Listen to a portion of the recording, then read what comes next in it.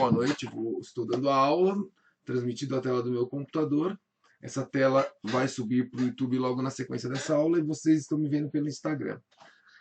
Pelo Instagram, eu tenho 1 hora para dar a aula, então eu tenho 1 hora aqui para trabalhar na minha apresentação. Não quero chegar a 30 minutos, apesar de ter bastante coisa para falar sobre desenvolvimento motor e educação infantil. É uma fase específica de desenvolvimento motor.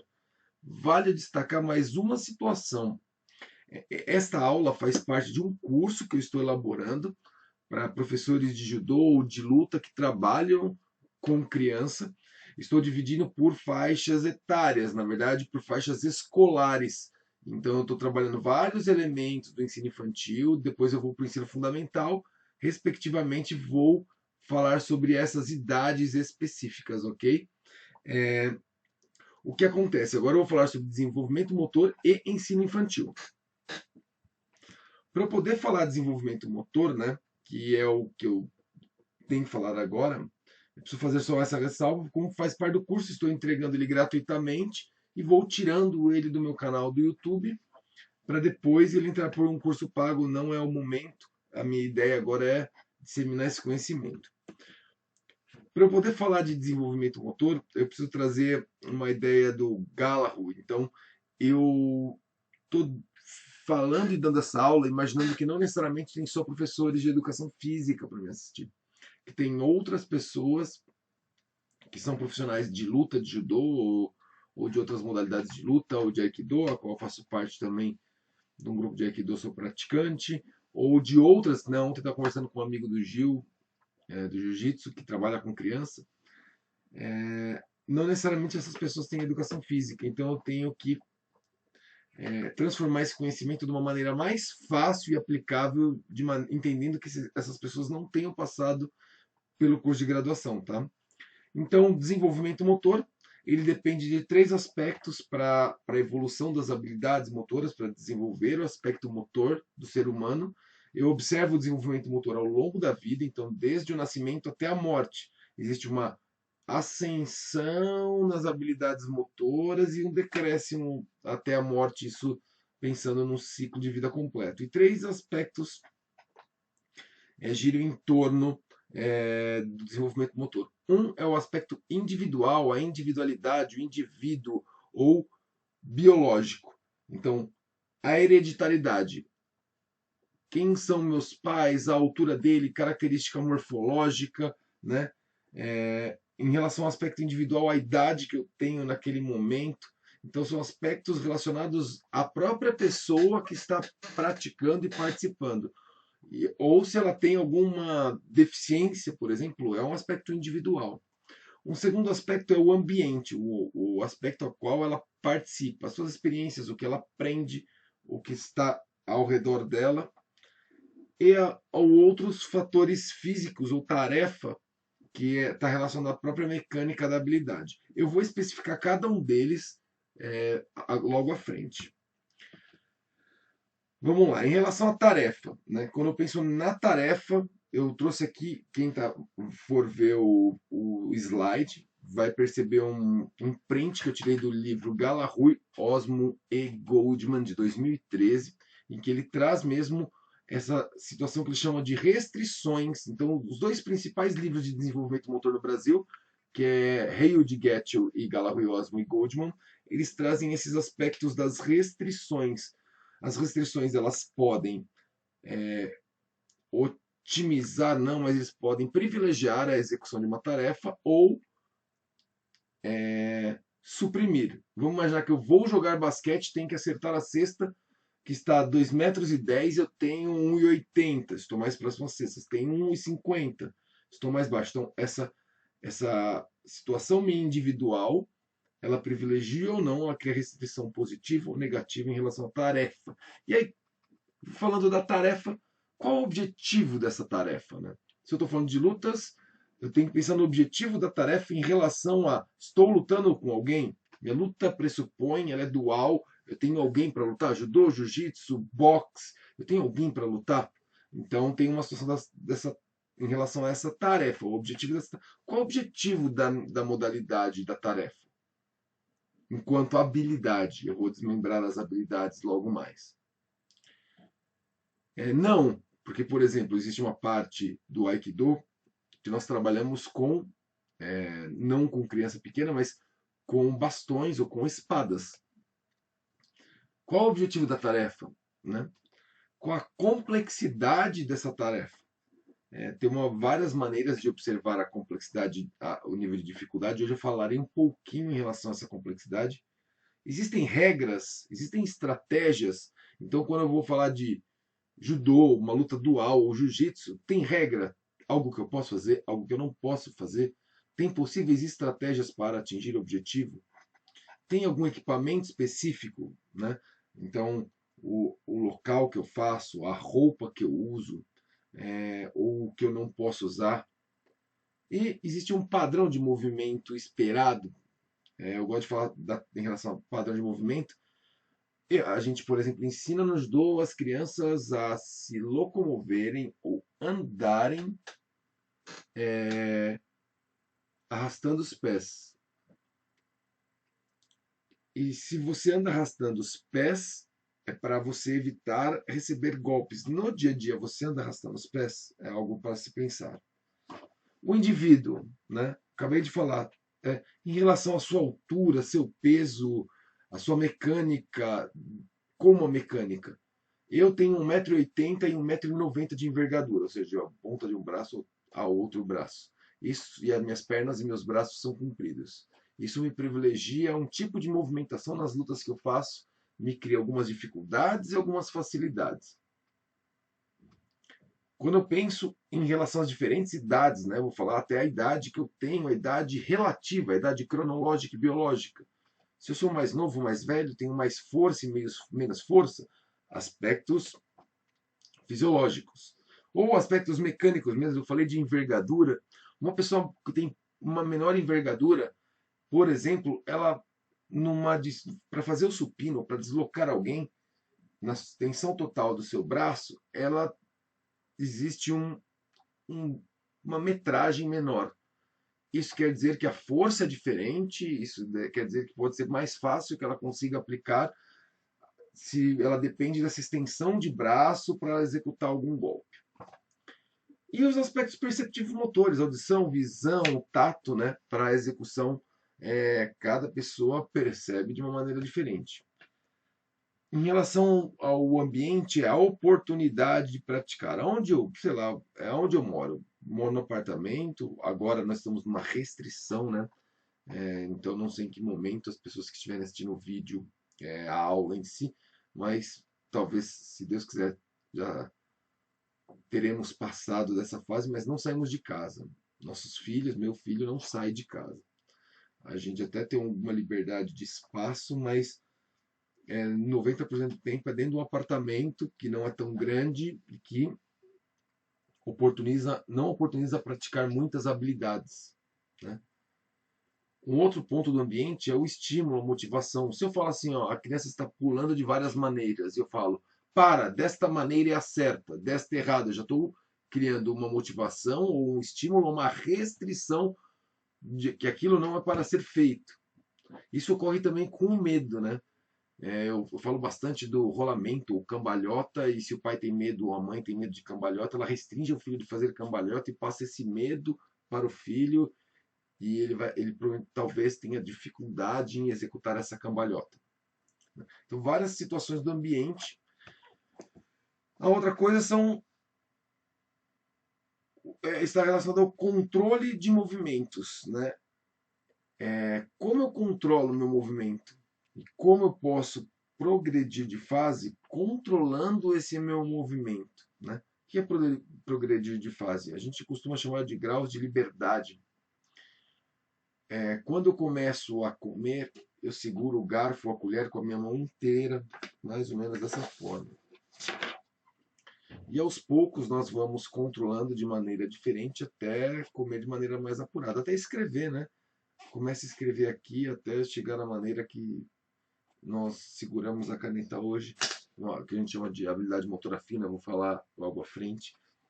E você vai, grau de liberdade são as articulações, o quanto eu libero as articulações. Vale a pena até eu destacar um experimento relacionados a judocas. Eles foram testados judocas e equilíbrio.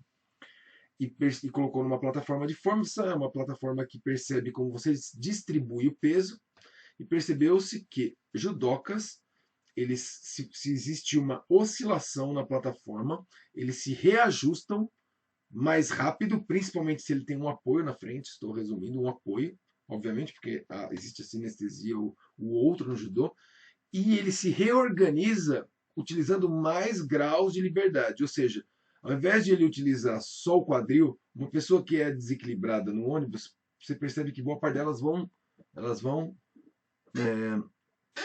utilizar o quadril, uma articulação maior para controlar. E esse estudo apresenta que o judoca transmite quadril, joelho e tornozelo. Ele distribuindo para mais graus de liberdade, quer dizer que ele teve até uma evolução, porque existe, no começo restringimos mais graus de liberdade, quando aprendemos ou desenvolvemos uma habilidade, esses graus vão sendo liberados, ok? Beleza, para eu continuar a falar de habilidades motoras e desenvolvimento motor, eu preciso classificar de uma maneira, mesmo que seja rápida, as habilidades motoras. Então, tem duas maneiras simples de eu classificar, que é uma maneira chamada unidimensional, que eu olho 4 aspectos relacionados à habilidade. E quais são esses 4? E a outra bidimensional, falarei a seguir. Unidimensional, eu olho os aspectos musculares do movimento.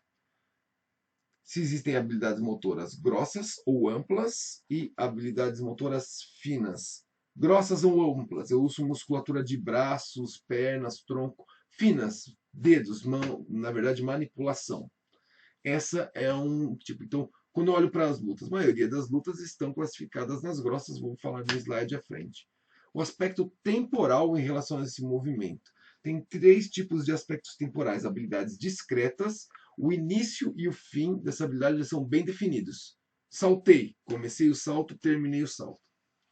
As habilidades motoras contínuas, que eu não consigo distinguir o início e o fim. Na verdade, eu tenho que dividir em fases: correr, pedalar, nadar. Ela é cíclica, ela é contínua. E as seriadas, que normalmente é a combinação da contínua com a discreta. Eu gosto até de uma definição que ela pode ser uma discreta, que ela apresenta elementos temporais significativos. Por exemplo, eu tenho que executar uma habilidade discreta num tempo determinado. Aí ela se torna seriada. Então, quando eu combino, quando eu coloco tempo, ela não é simplesmente discreta, o tempo ele é determinado externamente, ou combina a discreta com a contínua, eu chamo de seriada. Já classifico isso nas modalidades de luta. As habilidades motoras enquanto ao ambiente, habilidades abertas e habilidades fechadas. Habilidades abertas é que o ambiente está em constante mudança, e habilidades fechadas, o ambiente está estável, não se modifica. Uma coisa é eu arremessar uma bola de boliche nos pinos, que eles não se mexem, a outra coisa é se os pinos se mexessem. Uma coisa é eu dar soco num saco de boxe, ou tentar dar soco em alguém lutando boxe. Se o saco não irá se mexer, né? E o oponente ele tentará se desvencilhar aí. Então, as habilidades motoras abertas, fechadas. E os aspectos funcionais do movimento, né? Então, tem 3, eu falarei mais à frente, que é as tarefas de estabilidade, aquelas que o objetivo é a manutenção do equilíbrio, sentar, equilibrar-se, levantar-se, ficar em um pé, andar em uma barra específica, mas aí já se mistura com o segundo elemento. Qual é esse segundo elemento? Locomoção. Então, como eu vou de um ponto ao outro, né? Seja andando, seja correndo, seja saltando. E aí as diferentes maneiras. E o terceiro elemento, a manipulação. A manipulação nas lutas, por exemplo, as 2 lutas a qual pratico, o judô e o aikido, eu tenho que manipular o meu oponente. Em alguns esportes eu manipulo a bola, né? Em algumas modalidades de luta eu manipulo um objeto, a espada, por exemplo. Então eu fiz aqui um diagrama. As habilidades motoras das lutas são amplas ou grossas. Elas são seriadas, na maioria das vezes, no seu contexto. Se eu for pensar em características de treino, por exemplo, de espada, eu posso falar que ela é discreta. Eu tenho algumas variações, mas como é uma luta, né? Ela é seriada, ela tem uma combinação aí de habilidades entre discretas e contínuas. É uma habilidade de motor aberto, o ambiente está em constante mudança, lembra, exceto o saco de boxe, e tem os três elementos, apesar de eu ter focado só em 12 ali quem está vendo meu PowerPoint está vermelhinho aqui agora, mas eu tenho estabilidade, manter o equilíbrio, eu me desloco, locomoção e eu tenho uma manipulação para a maioria. Pessoas que estão no Instagram, eu vou dar um destaque entre os slides, ele está bem longe de mim e eu não consigo ler, então tomara que vocês estejam conseguindo assistir. Só me dá um joinha se o áudio tá bom e se vocês estão me vendo bem aí no Instagram. Manda um oi aí, Milane que acabou de mandar um abraço aí para mim. Só me dá um joinha para falar assim, meu, tá funcionando, ou o Duda que entrou agora, fala assim, tá funcionando bem esse negócio aí, e eu dou continuidade. Como eu falei, o Facebook não transmitiu, aí ele deu algum problema na câmera, e eu estou gravando a tela do meu computador, e logo que acabar aqui eu vou fazer um render e mandar pelo menos a gravação da minha tela para o YouTube. Inclusive, vale destacar que a aula 3 não está ainda no YouTube, só está no Face. Eu vou subir sua gravação de tela também para o YouTube. Na verdade, acho que está lá, eu vou liberar como uma aula sem maiores edições, ok? Vamos lá continuar. Uma segunda maneira de classificar as habilidades motoras é a classificação de Gentili chamada bidimensional. Então ela tenta criar uma situação do mais fácil para o mais difícil. Deixa eu dar uma olhada se está tudo bem. Opa, João, beleza? Que bom, obrigado. Se está funcionando, valeu, João. A Gentili, ela tentou, chama taxonomia. Taxonomia é quando eu tento criar uma ordem no caso de dificuldade. O que é uma habilidade mais fácil e o que é uma habilidade mais difícil, né? E aí ela criou 4 elementos, cruzou 4 elementos. Qual elemento? Um que ela chama de condições reguladoras, né? O outro, se existe variabilidade entre as tentativas. Eu vou explicar um por um, tá? A estabilidade, ou seja, tem movimentação ou não, e se existe manipulação ou não. E é do mais fácil para o mais difícil na tabela. Na verdade, antigamente, se você vai para um livro antigo de aprendizagem motora, não vou mexer nisso agora, mas enumera do 1 ao 16. Eu vou explicar cada um, mas eu já posso afirmar para vocês que a luta está considerada no mais difícil. Aqui eu trago nos meus slides exemplo. Por exemplo, eu não tenho manipulação e tenho estabilidade. Quando eu sento numa cadeira, quando eu fico em pé em algum lugar, eu estou estável, parado e não manipulo nenhum objeto. Só que esse é com condições reguladoras estacionárias. Agora, eu posso ter condições reguladoras estacionárias e variar as tentativas. Sentar numa cadeira mais alta, sentar numa cadeira mais baixa, os degraus de uma escada, se eu me posicionei, desculpa, não tem locomoção, eles estão em diferentes alturas, né? Então, a cada vez que eu tenho uma tentativa daquela posição, ela se modifica. Uma dificuldade além é se eu coloco manipulação de objeto. Por exemplo, rebater uma bola, chutar uma bola que está parada. Então, eu manipulo, mas o objeto está parado, ok? Agora, se eu manipulo, o objeto ele está parado, só que a cada tentativa, esse objeto está numa posição diferente. Já dificultei um pouco. Esse é um primeiro nível, o 1 e o 2. O 3 e o 4, eu já tenho as diferentes regulações, coloco locomoção. Andar numa superfície. Então já entrou sozinho. Ando numa superfície. Coloco variabilidade entre tentativas. Andar numa esteira, saltar em alturas diferentes, porque eu tenho locomoção. Coloco manipulação. Então eu tenho andar, eu tenho manipular uma bola, por exemplo. Andar e manipular uma espada, já falando da luta, sem ninguém, sem nenhum adversário. Estou bem comum numa aula de Aikido, nós temos aulas de Jo ou de Boken e executamos movimentações sozinho. Aí, essas movimentações sozinho está nesse número. Na verdade, exatamente no número 8. né? É o número 8, porque eu tenho manipulação de objeto e as condições reguladoras elas podem variar, ó, do 1 ao 16. Vou para o próximo. Vou modificar as condições reguladoras. Olha lá, ficar em pé, em um pé só, em modificações reguladoras é o ambiente instável, numa esteira rolante, num bozu, numa bola de pilates. Sentar numa bola de pilates para fazer um exercício abdominal. Então, eu estou com um ambiente instável. Uma atividade do cotidiano que acaba ficando mais difícil, ficar em pé em uma escada rolante, em um pé só. Imagina se essa escada rolante ela vai modificando a velocidade de entrada. Lembra? O idoso tem dificuldade de entrar e sair da escada rolante, por exemplo.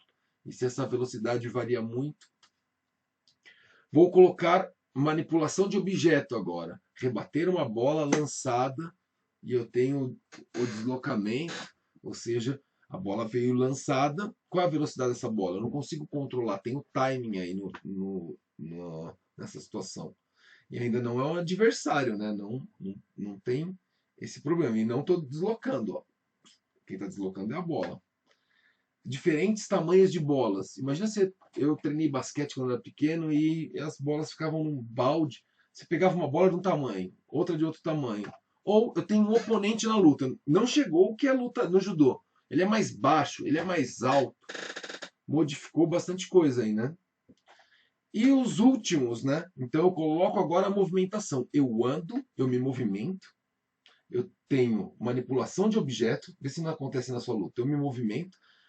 Esse movimento e a manipulação de objeto, no caso do judô, o objeto é vivo, ele não quer que eu derrube, né? Ter essa manipulação. Eu tenho diferentes variabilidade entre as tentativas. Como eu falei, eu treino com alguém mais. Eu tenho 1,85 m.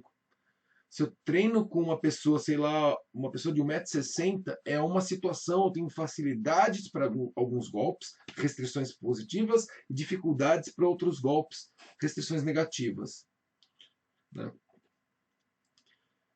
E isso pode acontecer, né? Alguém mais alto, alguém mais leve, alguém mais pesado, essa pessoa sabe usar mais o centro de gravidade.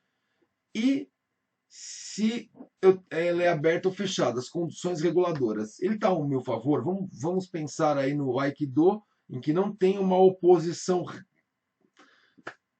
É que quando você vai se graduando mais, pode acontecer essa oposição, mas não é uma luta. Eu dou o meu corpo para você lutar comigo ali naquele momento. Mas no judô não, eu estou tentando derrubar, você está tentando derrubar e a luta está acontecendo ali. Estou falando do ambiente de luta.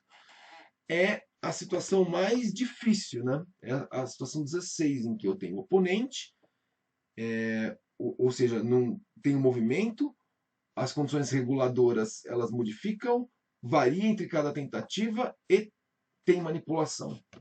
Perfeito? Falei tudo isso. Agora eu vou para as idades específicas. Eu trouxe aqui agora a ampulheta, uma ampulheta do Gallagher. Se você digitar na internet ampulheta de Gallagher, ele vai trazer. A minha função hoje é trazer o assunto sobre a pré-escola até os 6 anos. Na verdade, o Gallagher apresenta até os 7 anos de idade, dos 2 aos 7 anos, a fase de habilidades motoras fundamentais. Legal? As habilidades motoras fundamentais, ela traz 3 estágios dentro, e tem várias discussões, mas eu vou trazer como se estivesse consagrado na literatura, porque algo acontece bem parecido. Fase inicial. Como a criança de 2 ou 3 anos controla o andar, locomoção? De 3 a 5 anos, de 5 a 7 anos, isso modifica. Ela tem um estágio inicial, logo que ela começa a andar, aí aos 2 anos. Só que aos 7 anos ela controla muito bem, ela tem um estágio de proficiência naquilo. Antigamente era chamado de estágio maduro, mas ela é proficiente naquilo. Eu vou usar bastante essa palavra. Isso fez com que aí eu tive que mexer na apresentação, tem até a ver com isso, não esse slide, que esse eu já tinha, mas eu comento agora por conta do Fernando Garbelotto. Algo que eu quero destacar é que pela ampulheta, dos 7 aos 10 anos, eu já preciso de uma transição para as habilidades especializadas, ou se eu trazer a referência do Educação Física Escolar, uma visão desenvolvimentista, que é uma pirâmide, é a combinação de habilidades, na verdade, depois a especializada, né? Livro do Botânico, Kuhn, Proença e Manuel. O que acontece? Por que eu agora estou grifando esses dois? Porque mesmo até os 10, 13 anos de idade, algumas habilidades fundamentais que deveriam ser desenvolvidas até os 7 anos, elas não estão no seu estágio de proficiência. Então, grava essa mensagem, que isso é muito importante. Ou seja, eu já passei dos 7 anos de idade e eu não consigo desempenhar habilidades fundamentais ou básicas que eu não estou relacionado ao movimento esportivo ainda. Porque os estudiosos, e quando eu falo estudiosos, não é só teoria, eu tenho que experimentar, colocar experimentos, eles apresentam que essas habilidades motoras especializadas elas deveriam ser ensinadas após os 7 anos. O que não acontece. O que não acontece. Eu dou aula de judô a partir dos 3 anos de idade em algumas escolas. Né? Isso acontece com a maioria das pessoas. Então, se eu for pensar no conjunto de habilidades, eu falei manipulação, estabilização e locomoção. Pensa no. Eu não vou no meu slide trazer aqui, mas eu posso deixar depois no Drive, me cobrem, ou se você vai para o livro do Gallo, quais são as habilidades fundamentais de manipulação, ou de estabilização, ou de locomoção? Locomoção, que tipos de salto tem? Salto vertical, salto horizontal, salto lateral, pular num pé só, andar nos 2 pés, andar arrastando o pé, andar elevando o joelho. Ou seja, trouxe vários elementos de locomoção. Eu tenho que dominar todos, esse é o ponto. É importante para que eu progrida. Eu vou passar para o próximo slide. É o seguinte, existe uma melhor, porque eles dividem também, você vai ver várias abordagens de desenvolvimento motor, eles apresentam que a partir dos 7 anos existe esse salto qualitativo para a combinação de habilidades. Por quê? Existe uma melhora nas capacidades perceptivo-motoras, nas capacidades relacionadas à visão, principalmente. E aí a visão está relacionada diretamente ao seu equilíbrio. Né? E como você utiliza a visão? Posteriormente, o tato. Posteriormente, não, na verdade, o tato já existe, mas esse apurar. Né? E o tato com a locomoção. Se eu melhoro o meu sistema perceptivo, e aí quando eu falo do sistema perceptivo, ele tem uma relação muito mais biológica, ela mais está relacionada ao indivíduo, à idade que ele está, do que ao ambiente. Legal. Segundo ponto, os estudos atuais apresentam que as crianças elas são mais atrasadas motoramente do que antigamente, ou seja, os estudos aplicados na década de 60, o Garbelotto trouxe um estudo longitudinal de 66, se eu não estou equivocado. Eu não sou o maior estudioso de livros originais, né? Eu acabo indo para os livros textos, que eles acabam apresentando, mas de 66, quando foram elaborados o que são esses estágios maduros, na verdade agora proficientes, elementares e iniciais, quando são replicados testes hoje, percebe que as crianças estão atrasadas em relação a essa época, menos coordenadas, provavelmente em relação ao ambiente. Nós não fomos modificados geneticamente, certo? E aí existe um conceito que eles têm sido entrado em evidência. Então esse conceito, eu já falava algo sobre ele, e ele está entrando em evidência por alguns aspectos, que chama barreira de proficiência. Ou seja, se eu salto um salto em um pé só mal, se eu preciso de habilidades específicas do meu esporte futuramente que dependam de algo relacionado ao salto em um pé só, eu farei mal essas habilidades. Dificilmente eu irei evoluir em habilidades desse tipo. Então imagina no judô você movimentar em diferentes centros de gravidade, com seu centro de gravidade em diferentes alturas.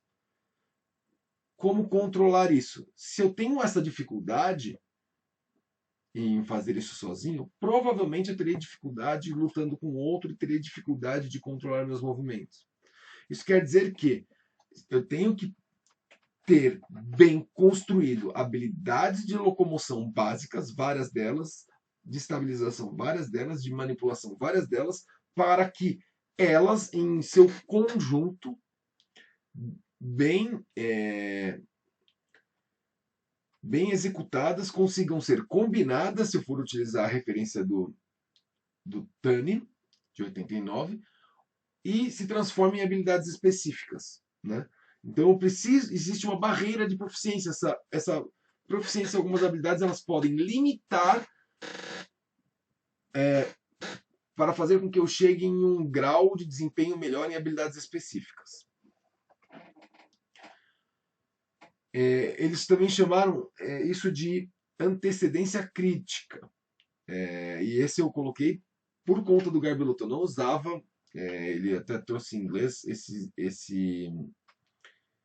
esse termo, que existe não é que você precisa saber executar ou desenvolver a habilidade inteira, mas tem um ponto crítico dentro daquela habilidade que vai fazer com que você evolua na outra. Então, é um elemento dentro da habilidade. Imagina que um elemento casa com outro. Eu até gosto de uma definição. Eu não estudei a fundo essas definições, e o professor Luciano Basso falava, pelo menos, que são os módulos, e como esses módulos se encaixam, pensando em aprendizagem, não agora exatamente sobre em desenvolvimento. Mas essa antecedência crítica, tomara que eu tenha traduzido da maneira correta, que era crítica ao antecedente, ou seja, eu ter esse ponto crítico para poder evoluir a técnica. Se eu não tiver esse ponto crítico, eu provavelmente não vou evoluir a técnica.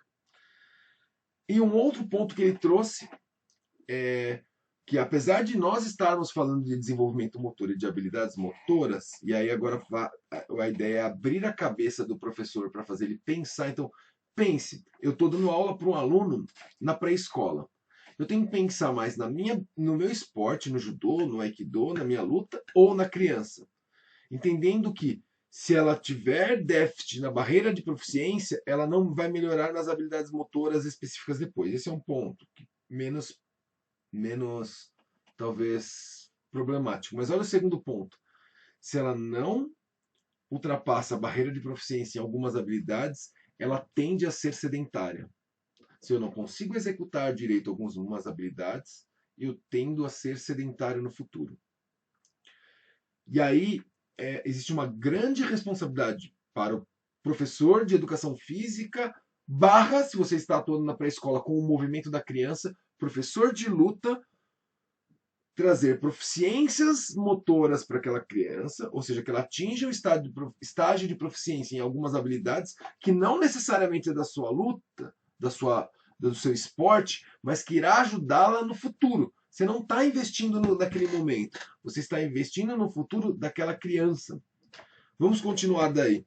Por isso, eu e o Fernando, o Garbelotto dos Santos, nós fizemos um capítulo de livro em 2016, e comigo, nós elaboramos esse diagrama, que quem está vendo o PowerPoint, que são 2 triângulos em que nós trazemos as idades, e esse triângulo representa a quantidade de habilidades a serem ensinadas. Então, você vai ver que 3 e 4 anos são muitas habilidades fundamentais na tentativa de chegar próximo à proficiência.